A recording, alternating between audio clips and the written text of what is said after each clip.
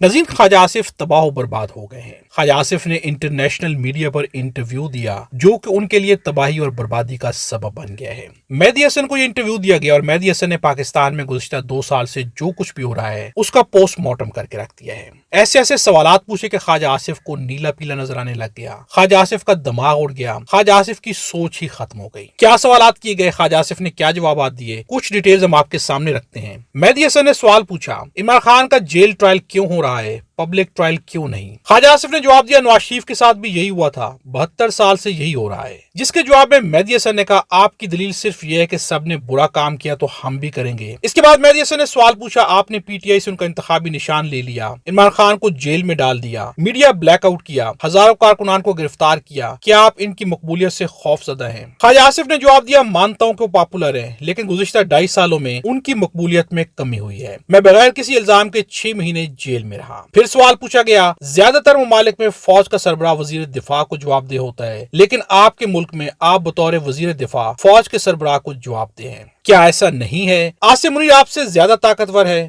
مہدی حسن نے یہ سوال پوچھا۔ خواجہ آصف نے کیا جواب دیا؟ خواجہ آصف نے یہاں پر سچ بولنے کی بجائے اپنی جان بچانے کو مناسب سمجھا۔ خواجہ آصف نے جواب دیا، ان ممالک میں اور ماڈل ہے، اسے ڈیپ اسٹیٹ کہتے ہیں، ہمارے یہاں ہائیبرڈ نظام ہے۔ پھر سوال پوچھا کہ میں سمجھنا چاہتا ہوں پاکستان میں انچارج کون ہے، پاور کہاں پر ہے، اگر عاصم منیر اور آپ میں اختلاف ہو جائے تو فائنل کال کس کی ہوگی؟ اس کے جواب میں خواجہ آصف نے کہا، ہم اختلاف رائے پر متفق ہو سکتے ہیں، ہم سب کچھ اتفاق رائے سے کریں گے۔ یہ جواب دینا تھا خواجہ آصف کا، یعنی یہاں پر بھی خواجہ آصف ڈنڈی پھیر گئے، صحیح جواب دینے سے گریز کرتے رہے۔ لیکن سب سے زیادہ افسوسناک سوال جو پوچھا گیا، خواجہ آصف سے پوچھا گیا کہ آپ نے عمران خان کو جیل میں رکھا ہوا ہے، ان کے ساتھ ظلم زیادتی کی جا رہی ہے، ان کے اوپر پابندیاں ہیں، سب کچھ ہے، آپ ایسا کیوں کر رہے ہیں؟ جس کے جواب میں خواجہ آصف کا کہنا ہے کہ یہ ٹٹ فار ٹیٹ نہیں ہے، یعنی کہ عدلے کا بدلہ نہیں ہو رہا۔ اس کے بعد پھر ان سے سوال پوچھا گیا، پھر یہ سب کچھ کیا ہو رہا ہے؟ تو خواجہ آصف نے کہا کہ عمران خان نے بھی اپنے دور اقتدار کے اندر بہت سارے لوگوں کو جیل میں ڈالا، یہاں تک کہ شریف فیملی کو ان کی فیملی کے ساتھ جیل میں ڈالا گیا۔ جس کے بعد فوراً سے مہدی حسن نے کہا، ابھی تو آپ نے کہا تھا کہ یہ عدلے کا بدلہ نہیں ہے اور یہاں پر آپ عدلے کا بدلہ لے رہے ہیں۔ ناظرین، اس کے علاوہ مہدی حسن نے عمران خان کے ٹویٹر اکاؤنٹ کے بارے میں سوال پوچھا۔ جب پوچھا گیا کہ عمران خان کا ٹویٹر اکاؤنٹ آپ بند کرانا چاہتے ہیں تو یہاں پر خواجہ آصف کا کہنا تھا کہ عمران خان کا ٹویٹر اکاؤنٹ جو انڈیا استعمال کر رہا ہے۔ تو یہاں پر مہدی حسن نے سوال کیا کہ آپ کے پاس کیا ثبوت ہے کہ انڈیا استعمال کر رہا ہے؟ تو خواجہ آصف نے کہا کہ میں یہ ڈسکلوز نہیں کرنا چاہتا۔ تو جس کے جواب میں مہدی حسن نے کہا، پھر آپ یہ کلیم کیوں کر رہے ہیں؟ کیا آپ کے پاس انٹیلیجنس رپورٹس ہیں؟ تو خواجہ آصف نے کہا کہ یس، یہ انٹیلیجنس رپورٹس کی بیس کے اوپر ہے۔ اس کے بعد خواجہ آصف نے کہا کہ عمران خان جیل سے ٹویٹر اکاؤنٹ استعمال کر رہے ہیں۔ تو مہدی حسن نے پھر پکڑ لیا۔ مہدی حسن نے کہا کہ آپ ایک جانب کہتے ہیں جیل سے استعمال کر رہے ہیں، کیا عمران خان انڈیا کی جیل میں ہے؟ تو خواجہ آصف نے کہا کہ نہیں، ایسا نہیں ہے۔ پھر خواجہ آصف نے سوال کیا کہ پھر آپ بتائیں کہ سچ کیا ہے؟ تو یہاں پر جو ایک تھپڑ رسید کیا گیا خواجہ آصف کو۔ مہدی حسن نے کہا کہ آپ پاکستان کے وزیر دفاع ہیں، آپ کی کسی بات پر اعتماد کیا جا سکتا ہے۔ ناظرین، خواجہ آصف کا یہ انٹرویو پاکستان کے لیے باعث شرمندگی تھا۔ خواجہ آصف نے ایک بھی سوال کا جواب صحیح سے نہیں دیا، جس کے اوپر سوشل میڈیا پر تنقید ہو رہی ہے۔ عمر دراز گوندل کا کہنا ہے، خواجہ صاحب کو جب پریکٹس پرویز سندیلا سے کروائیں گے اور بٹھائیں گے مہدی حسن کے سامنے تو پھر یہی ہوگا۔ عامر متین کا کہنا ہے، خواجہ صاحب کو اس بار یا تو استعفیٰ دینا چاہیے یا ان سے لے لینا چاہیے، انہوں نے ریاست پاکستان کی بےزتی فرمائی ہے، اتنے نالائق جواب جس سے پاکستان کی شان میں بہت کمی آئی ہے۔ پتہ نہیں ان کو کیا زوم ہے کہ کیونکہ وہ اسمبلی میں بدتمیزی سے اپوزیشن پر داڑ سکتے ہیں،